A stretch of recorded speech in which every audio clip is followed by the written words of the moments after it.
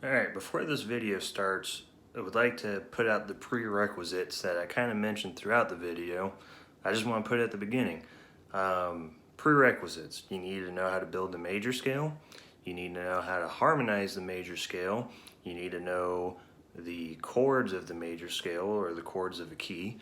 And then you need to understand intervals and the difference between a major and minor third and a perfect fifth, and how intervals line up on the fretboard. Those are kind of prerequisites to kind of understand all this stuff. Anyways, back to the video. Alright, this is a video on how to actually learn triad inversions. Before we really get into it, I'm not a pro or an advanced player. I'm intermediate at best. However, I'm just really frustrated with the way triad inversions are usually taught. They're usually just kind of taught without the context of them being in a scale, or the major scale for the most part, which is how I use them. Usually just taught with the shapes and how to build them, but there's a lot more to them. And you know, with guitar and music in general, you only get out what you ask of it. So with that being said, I'm going to say a lot of obvious stuff some of you might already know, but I have to say that just to make sure we're all on the same page. I might go over some stuff that you're already really familiar with. Stick with me to the end. I just want to make sure we're all on the same page and we're all good to go. So why are triad inversions important? One, they are the Legos of music and guitar. They're a lot of fun to play with. You can build a lot of stuff with them. Personally, I write stuff with them all the time. They're super fun. They're just like these, it's just little Lego puzzle pieces that are fun to put together and see the different ways that they go together.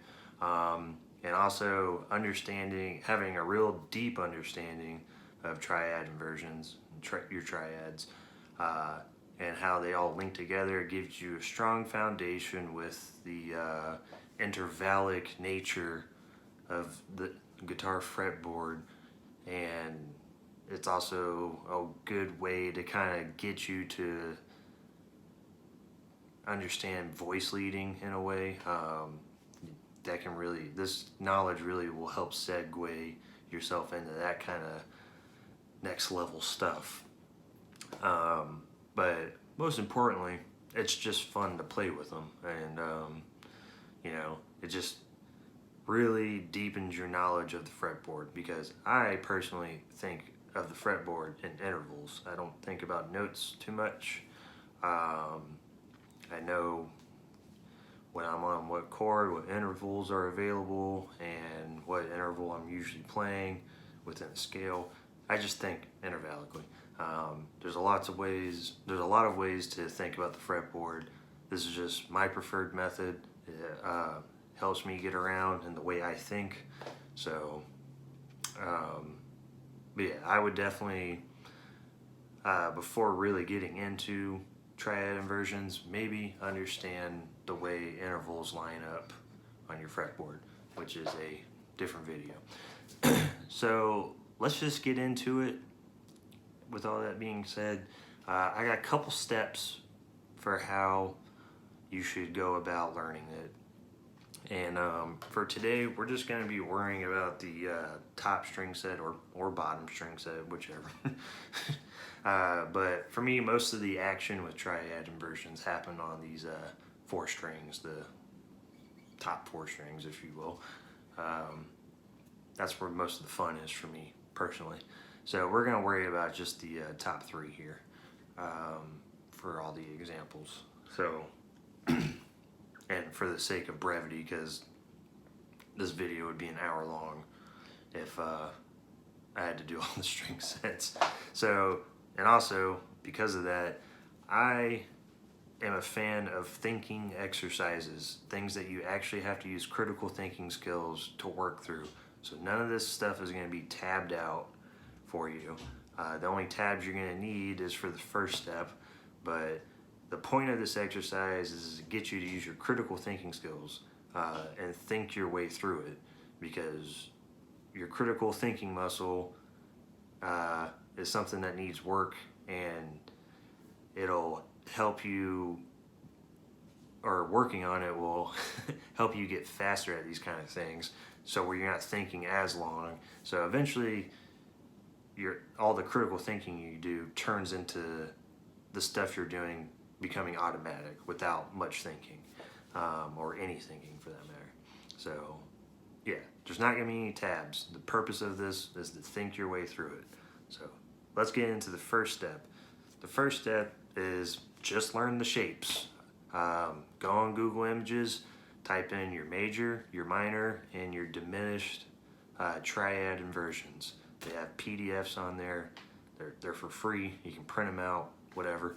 But just learn the shapes. You don't need to learn where and when to use it.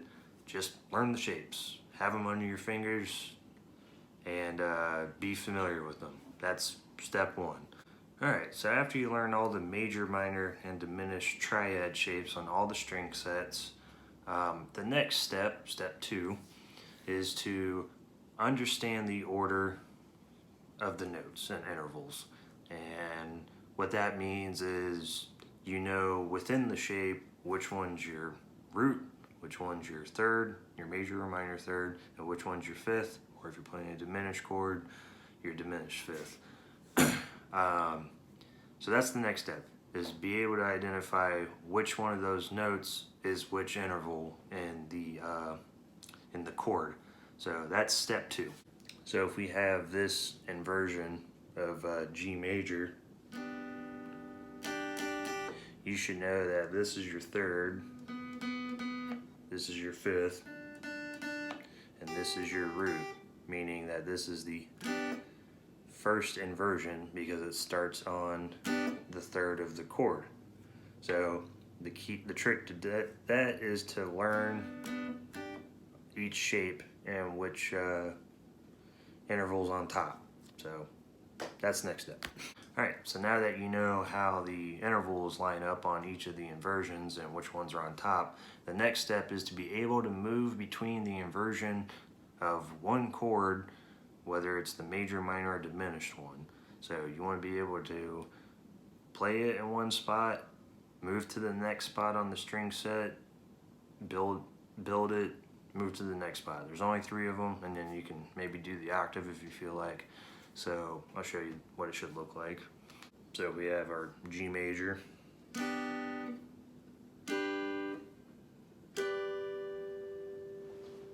So you want to be able to identify where your G is.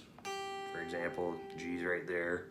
Since it's at the bottom, we're going to build this triad because your fifth is there, and then your third is there. Then the next G that happens on this string set is right here. And we're going to play this one because here's our third, root, fifth. Then up here, the G's on top. So we're going to play our G, our major third, and our fifth. So you want to get comfortable with moving in between the inversions of just one chord, and get comfortable with the major, the minor, and the diminished version of a chord. So just you can play G major, do the inversions, G minor, do the minor inversions, and then G diminished, do the diminished versions. And you can do that on all of the string sets. Alright, so the next step, after you're comfortable with moving from the same chord to the next inversion, the next step, and this step is a kind of a big one because of what you can do with it and how endless you could make the possibilities, is to start moving from your one chord of a key. So if we're in G, for example, today, you want to go from your G chord, which is your 1 chord, to your 2 chord, and then from your G, your 1 chord, to your 3 chord, your 1 chord to your 4 chord, and so on and so forth. Do it for all of the chords of a key. You should know how to do that if you're watching this video. If you don't know how to get the chords of a key and build the major scale and all that, this is probably a little bit beyond you. But understanding how to build chords from a key and harmonize the major scale kind of a prerequisite to this. So the exercise is to pick a string set. Again, we're doing the top ones, and you got three spots, or four if you want to do the octave, of your major 1 chord, and you're gonna move in each spot from your major 1 chord to whichever chord you're doing. Personally, I go through all of them. I'll go from my 1 to my 2, 1 to my 3, and so forth. And that's the exercise. So it should look something like this. Now, this is where your critical thinking skills start to come into play here, and how you have to think about it. So if we're in G, this is the first inversion that we're going to work with here. Now the next step is if I'm going to go from my 1 chord to my 2 chord is a minor. How do I find my 2 chord? Well, the 2 is a whole step up from your 1, so you could go from G, which is your 1, to your 2, which is A, and then you play the minor inversion of that chord. Or you can go backwards if you want. Here's my 3 up top on the G string. 2 is a whole step back from 3. You can play this inversion, A minor. So what you want to do is just go through the exercise like that. So G to A, G, whole step up from G, A, play this inversion, next G, next A, and then so on and so forth. You know, you go then you do your 3 chord. You have our G. 3 is a minor chord. Oh, there's our 3 right there. It's featured in the G chord. Play the minor inversion, and just do that for the rest of them. But this is where you gotta kind of start to think about these things, and you start to see how the intervals line up with each other. So it kind of helps you identify the next interval from your 1 chord, which is a good thing to know, how things are kind of floating around your home tonic chord. And with that exercise, you can really make it endless, because you don't have to just use 2 chords where you go from your 1 chord to your 2 chord. You can do a full-on chord progression where you're going, you know, your 1, your 3, 4, 5, or doing a 1, 4, 5, for example, you know, a blues thing or whatever. You can really take that exercise and run with it for a touchdown. Like, it's endless what you can do with it. But I would start with just going from your 1 chord to whatever chord in the key, and just to get that practice in. So that's pretty much the evolution of that next exercise, of this exercise, is to just make more chords involved in it. So the next step after that, this is where it starts to get a little complicated, is to understand each note as it's featured in another chord. So what does that mean? So if we're in G, G is obviously our tonic chord, and it makes G major when you harmonize the major scale. But that's not G's only function in the scale. The G note also is the minor third of your 6th chord. G is also the perfect 5th of your 4 chord. So each note also has another function besides just being their own chord. This is a little obvious, but for some people it might not be. So just to go over that again, you have your G note.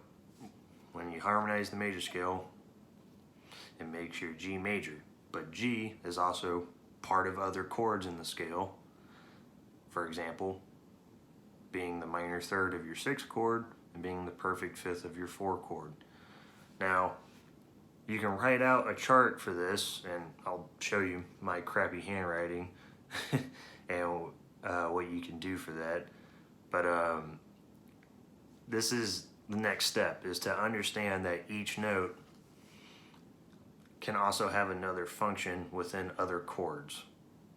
So just a concept to kind of start to wrap your mind around is G is not just the G major chord. G also belongs to other chords. So we'll get into an exercise after I show you this chart. Okay, I highly recommend writing this down and having it in front of you because it's a bit of a tongue twister to sit here and try to memorize these, so having it in front of you is definitely important. So, excuse my crappy handwriting, but so basically we have the scale degree. G is your 1, A is your 2, so on and so forth. So these function as chords. Obviously you should know that G is your major chord, minor, minor, major, major, minor, diminished. And this note functions as the root chord of those chords, or the root note of those chords, excuse me. So you can also write out with this stuff right here, the third of and the fifth of. So I'll explain this. So the G note is the root of the 1 chord. It's also the third, minor third, of your 6th chord, because the 6th chord is minor. So it's going to act as the minor third of your 6th chord, and it's also the 5th of your 4th chord. So we have our 4th chord here. So our minor third is E. Back to G is our 5th. So pretty much follows this kind of pattern of going 6, 7, 1, 2, 3, 4, 5, 4, 5, 6, 7, 1, 2, 3. So highly recommend writing this down and practicing the next exercise with it in front of you, because it's just a little bit easier to remember without having to kind of remember the tongue twister of, you know, 1 is the 3rd of your 6th and the 5th of your 4th. Eventually this stuff will just kind of become a little natural and easier to remember. I'm still working on this because it's kind of a little tricky to get down. But if you don't have, or if you don't understand what this means, you might need to study a little more music theory,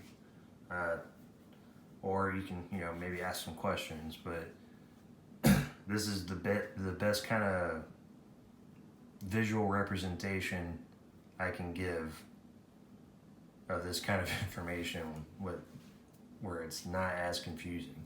So yeah, this is basically just the chart to tell you the notes function of each chord, or the way that note functions in different chords. Now this extends even further if you wanted to add 7th chords, so there's another layer to this, but this is basically the simple version of this kind of concept of understanding how all of these notes are all tied together and how they function together. So let's get into the exercise that works off of this. Alright, this is what we're going to do to take that concept and put it into an exercise. We're going to have the major scale on 1 string, and then we're going to play each chord that note is featured in. So you can do this on any string and do it through all the string sets. It's literally limitless with like how crazy you want to take this. But to make it real simple to understand, again, we're going to work on the top string set, and we're going to use the G major scale, which is G, A, B, C, D, E, F sharp, G. But I'm only going to show you a couple of them because it's going to take forever and this video is already long enough. So we have our G note. G is the root of our 1 chord, so we're going to make a G major inversion. This is going to be 2nd inversion. Alright, cool. Then we're going to, what is G the 3rd of? G is the 3rd of the 6th chord. So now we're going to treat G as the third and build our 6th chord.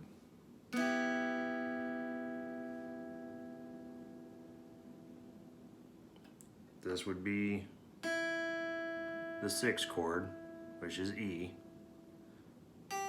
where G is the third of, and here's the 5th.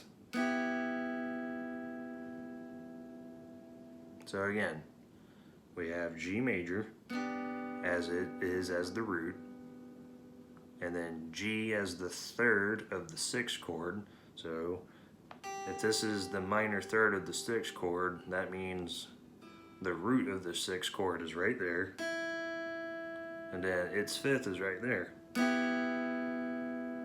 Bam. Now we're going to treat G as the 5th, and G is the 5th of the 4th chord. You know, keep looking at your little diagram thing that you wrote out. So we're going to build the inversion where this is the 5th, which would be this. So right there we have our G major chord, our minor 6th chord, and our major 4 chord. All right there in one spot. Built off the G note because of how G is featured in other chords. Now you can keep going with this because you have the chart, and we have our A note. A is the minor third of the diminished chord, so that would put the root there. And now we need a diminished 5th, which would do this.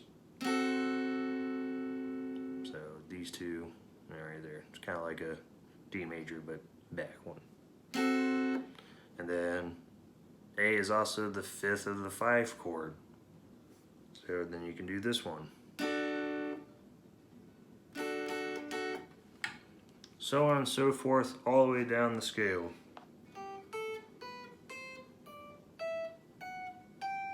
You can just keep building them off of that. Alright, so basically, let's summarize. We're going to learn the shapes. We're going to understand the order of the intervals within those shapes, meaning, what's the order? Is it the 3rd, 5th, and the 1st, 5th, 3rd, and the 1st? Whichever inversion. Understand which intervals are in the order. The 3rd step is to be able to move between the inversion of one chord down the neck. So your major chord, just move in between that same major chord down the neck. Minor, diminished. The next step is to be able to move from your one chord to the next chord in the scale, and do that from your one chord to all of the other chords in all the different positions, which I showed you that exercise. Next step is to understand that each note functions as its own chord and also as a note featured in another chord in the scale, which is what the chart thinks for, as a visual representation. And then the last step is to play that exercise where you're seeing how all of these things are connected to each other and how all these chords are just layered on top of each other, and it's up to you to decide which notes to pick and which inversions to play. But the more comfortable you can get with this, the more you start to see, and the more creative you can get with your chord choices, your note choices. It increases your knowledge of the fretboard and where notes are. So take all that, run with it, see where you get. But I personally think that this is the way to learn inversions in context of the major scale with the other chords that exist with it, not just isolated shapes on their own, because that doesn't do anything for you. You need to understand that these chords are grouped together with other chords and notes and they're all connected in a giant spider web.